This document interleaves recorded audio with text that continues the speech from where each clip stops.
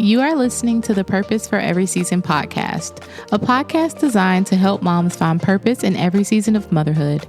I'm your host, Kermilia White. I'm a wife, a stay-at-home mom of 3, and a firm believer that there is grace for the season that you're in and hope for the season ahead. In today's episode, I will be presenting a controversial take with you guys, and that is, no, you actually can't have it all in motherhood. Now, before you turn off the podcast and throw tomatoes at me, stay tuned. I want to share with you how I came to this conclusion and the perspective that I like to take instead, which is why it's better to find balance in the season of motherhood that you're in. If you're still here, I really want to share what led me to take this stance and come to this conclusion. First and foremost, if you cannot tell, I have a bit of a raspy voice because I came down with I don't know what last week. Really makes sense considering that my kids were sick on and off at the end of last year, and miraculously, how God always does, I did not get sick until I did. And so I was down and out for the count for a little bit, but I am fine. And this is apparently the best that my voice is going to get for the time being. But in the spirit of consistency, I decided to go ahead and move forward with this episode and share this seemingly controversial idea that actually in motherhood, no, you cannot have it all. I do not mean for this to be a negative perspective or a negative take. I know that can immediately give that. It can say like, what do you mean I can't have it all? And I literally mean just that. You can't. And let me preface this by saying that whether you are a working mom, a stay-at-home mom, in whatever capacity you mom in, this is applicable to you. So just stay with me. And I mean, you're welcome to eat me up in my comments on Substack or right here on the podcast, Instagram, if you know me in real life, if you disagree, but just bear with me. I am the type of parent that enjoys showing my kids movies from my childhood that I grew up watching. Now, this has proven to be an epic fail at times. No shade to my own parents, but I have definitely, wanted to show my kids certain movies, and then we're watching it. And even they're telling me like, hey, Mom, I don't think this is appropriate. Why were you watching this? And I'm like, I don't know, actually. In this case, I showed them the movie Cheaper by the Dozen last week. And I vaguely remembered what this movie was about. I knew it was a bunch of kids, Hilary Duff. I didn't remember the general premise of the film, but we were watching it and I watched it with them as I did things like tidy up the kitchen and iron the clothes and things like that. By the time we got to the end of the movie, I found myself like holding back tears, eyes burning. And it's because essentially the movie is based upon these parents. They have a dozen kids. And, they're doing the best they can, living their best life. And the dad gets an opportunity to have his dream job as a football coach. They move to a different city, kind of flips their whole little world upside down. And at the exact same time that this is happening, the mom gets an opportunity to have a book deal and go on a book tour in New York. And the husband is obviously supportive and wants her to do this. And while she is gone, everything falls apart. It is very interesting to watch because it doesn't necessarily focus on the dad being the reason things fall apart, because he's also pursuing his own dream. But I think the most interesting thing is the kid's perspective of everything that's going on.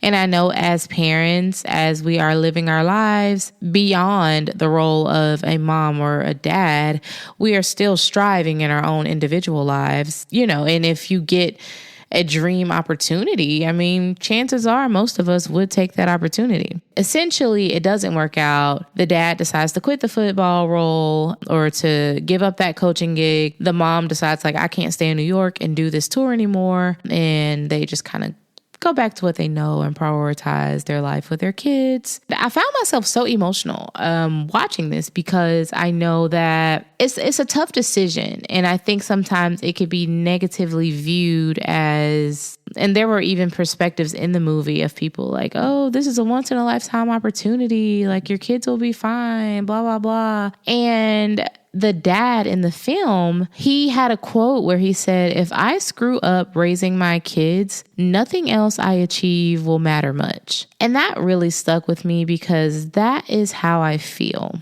Before I became a stay-at-home mom, I went to college, I had a job, I was doing well. I had got promoted in that job. And I realized once I was pregnant with my oldest son that the more motherhood became like real to me in my mind, I said, I cannot do both of these. And it's not that I can't physically do both. I can obviously have him. We can figure out childcare. I can go back to work.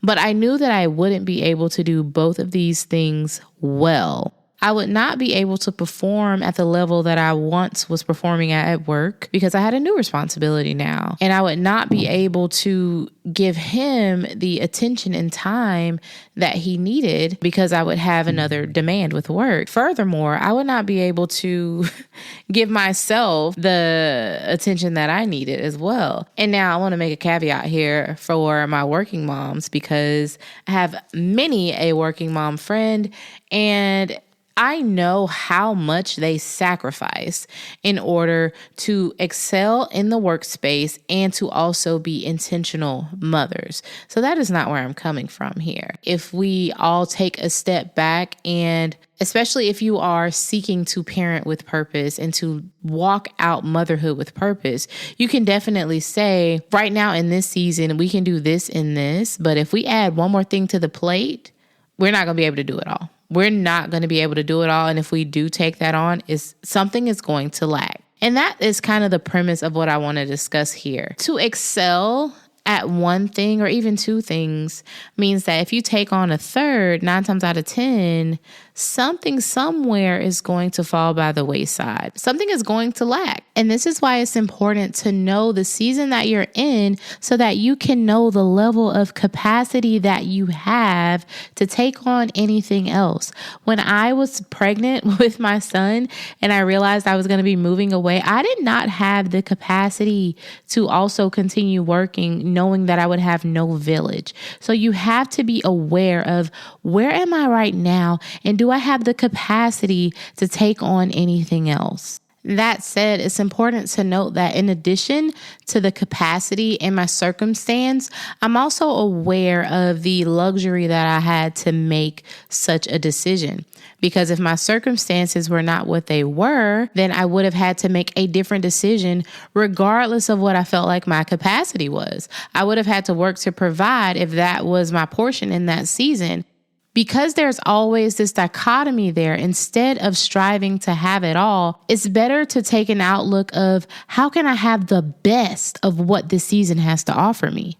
In Ecclesiastes 3, verse 11, the first part of that verse says, "He has made everything beautiful in its time." Clearly, the premise of this show is that there is purpose in every season, and that implies that not every season is going to look the same. And so I do want to talk to you today about ways that you can instead capitalize on the season of motherhood that you're in by seeking to find balance versus potentially becoming overwhelmed or stressing yourself out trying to have it all. Instead of constantly striving, how can I be thriving in this season?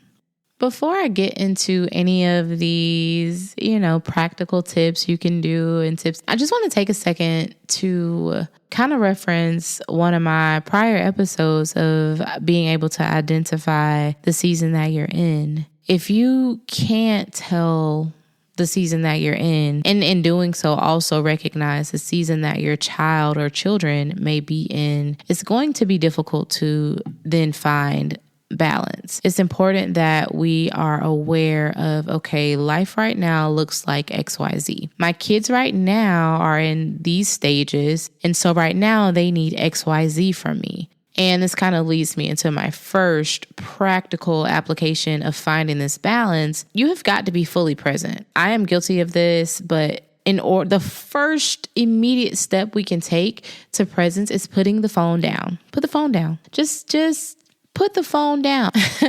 I fear that my kids are going to think that my phone is like permanently attached to my hand. They typically see me and my phone together all the time. My 4-year-old, if she sees my phone sitting somewhere else, she will bring it to me. Hey, here's your phone. So I think the first practical step to be able to be present enough to see, okay, where am I and what areas do I need to focus on right now in this season? We have to put the phone down. Close the door to comparison on social media. It's already a time suck. And one thing I have learned, especially once, let's say you're getting home from the day, the kids are home from school, you're scrolling, you got a second, you're leaning over the counter, you're scrolling on Instagram, Facebook, TikTok, whatever. And then your kid is like, hey, mom. I have personally had moments where I will feel like interrupted, triggered almost. And that is because my phone is providing this additional stimulation. I'm already stimulated by the noise, by the chaos, by the dinner, by the clutter. But then the phone, while I think I'm having some sort of relief and some sort of downtime, I'm actually introducing yet another source of dopamine into my system. And so when my child, who should need me, who should call on me if they need something, my response it's a little bit sharper than it needs to be. It's not as soft as it should be. And that's because they've interrupted that dopamine hit that I was getting by scrolling my life away. I also have found myself being extremely hypocritical because I am a stickler for my kids' screen time. We don't do a lot of screens during the week, and I've gotten lax about that since after Christmas. So I'm really wanting to buckle down on that again because it makes a huge difference. However, if they see me on the phone all the time, the way that my oldest two are, I am waiting for the day they call me out on this. And so I really need to get my life together because they're eventually going to say, well, hey, we can't be on our iPads or play the Switch. And you always tell us too much screen time isn't good for us, but you're on your phone all the time. And naturally I could say like, oh, I'm doing something important. I'm sending a tape, blah, blah, blah. But again, I want to set a standard. Instead of setting that standard in word only, I want to live that out as an example for them. And so I think the first way to really tune in to the season that we're in, to be fully present, is to put that phone down.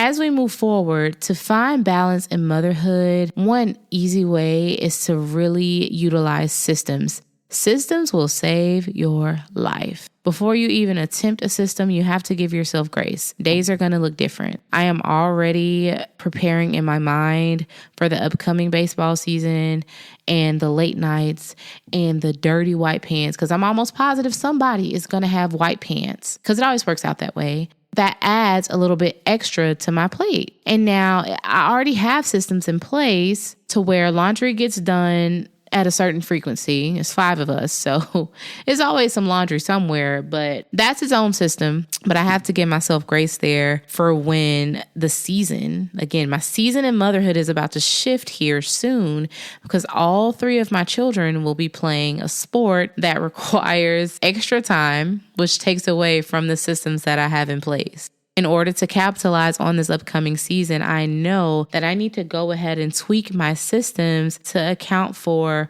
okay, we're going to have a later night tonight. I really need to go ahead and plan my dinner through the week. Do those things up front so that you can continue to enjoy this season, but also thrive in it. And I have learned this the hard way.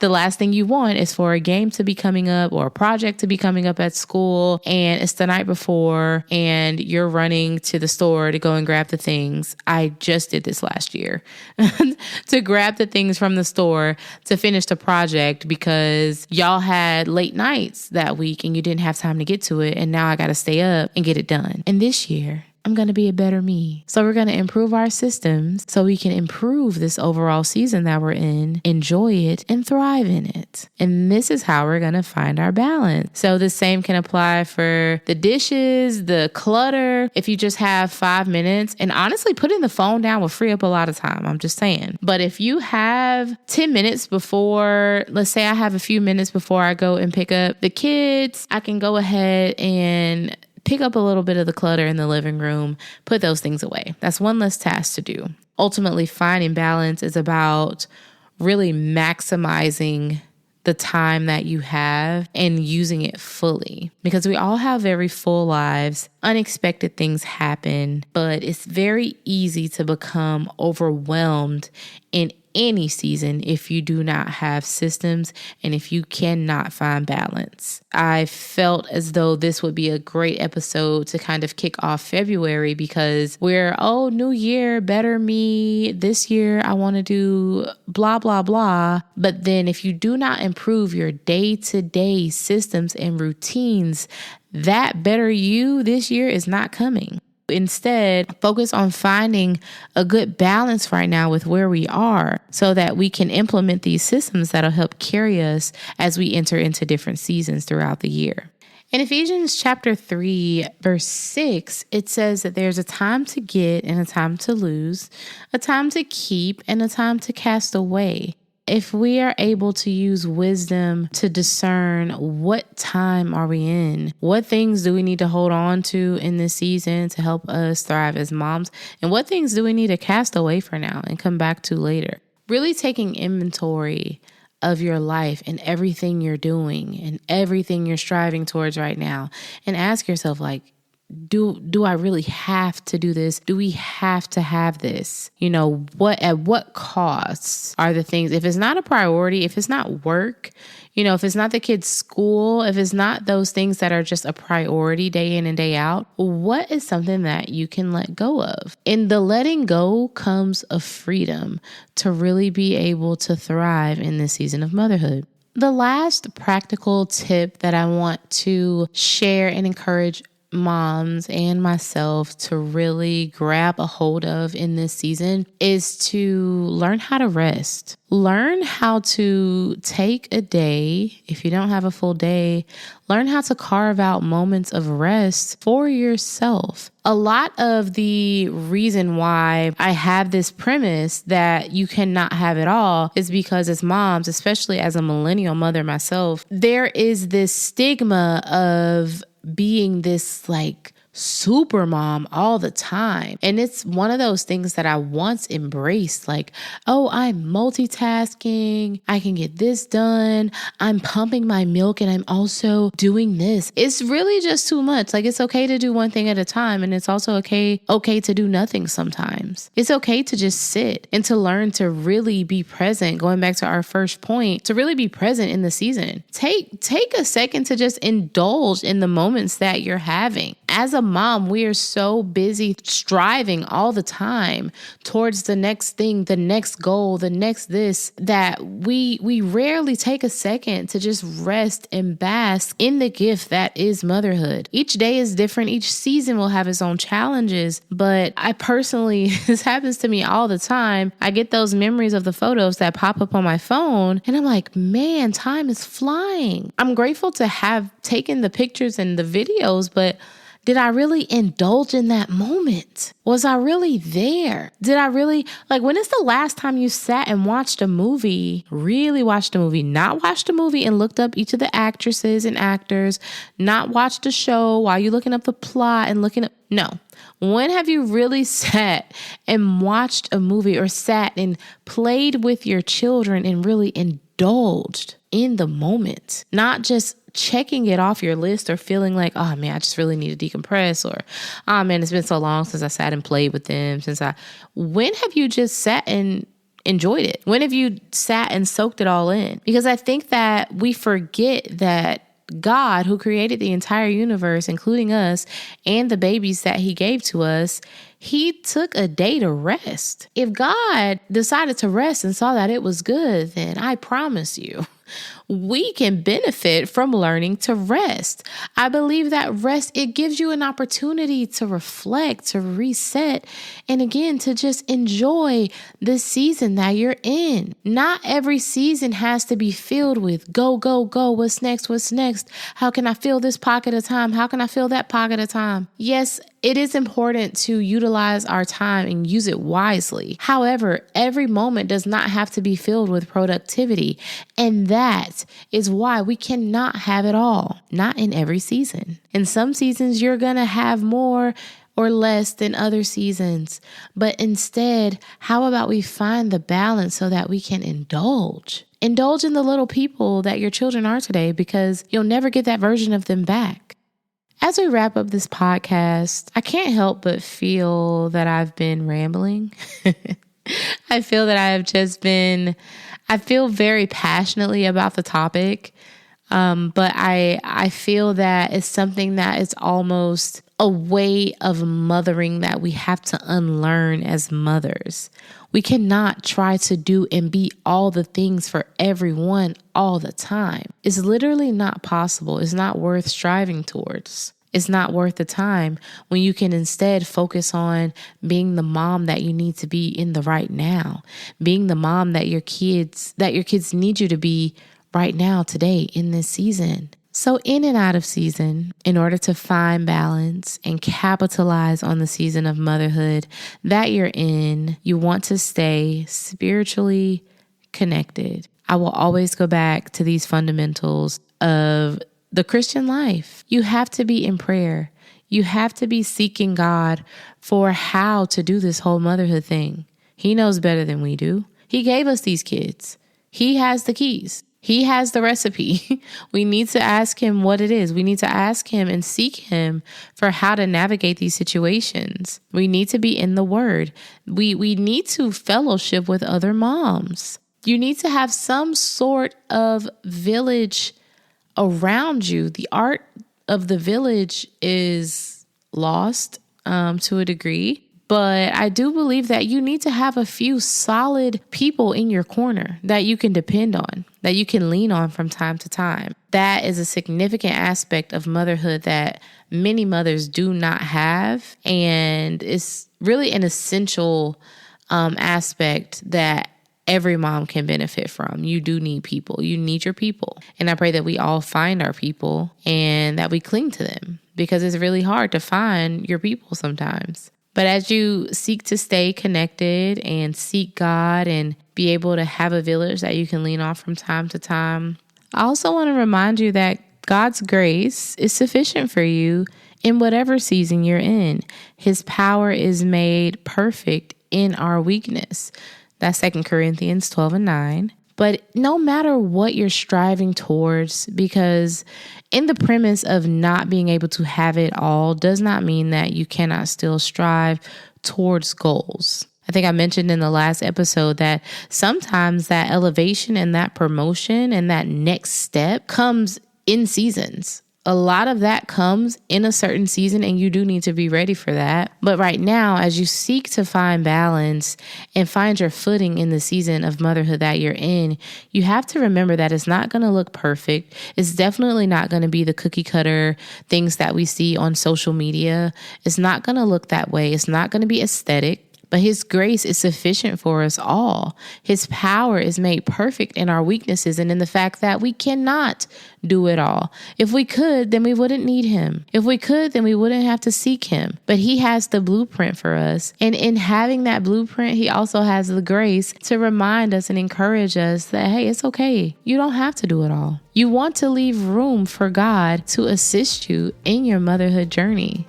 So as we wrap up today's episode, I want to leave you with a new premise to hold on to, that instead of wanting and striving to have it all, how about we strive towards having the best that this season has to offer? As always, I would love to hear from you. Be sure to check out the corresponding blog post to this episode and let me know your thoughts. Do you believe that we can have it all in motherhood? Are you throwing tomatoes at me? Let me know. You can also find me on Instagram and Facebook at Purpose for Every Season, and on Substack at purposeforeveryseason.substack.com. Until we chat again, I want to remind you to continue to pursue purpose in the season that you're in and to remain hopeful for the season that's ahead.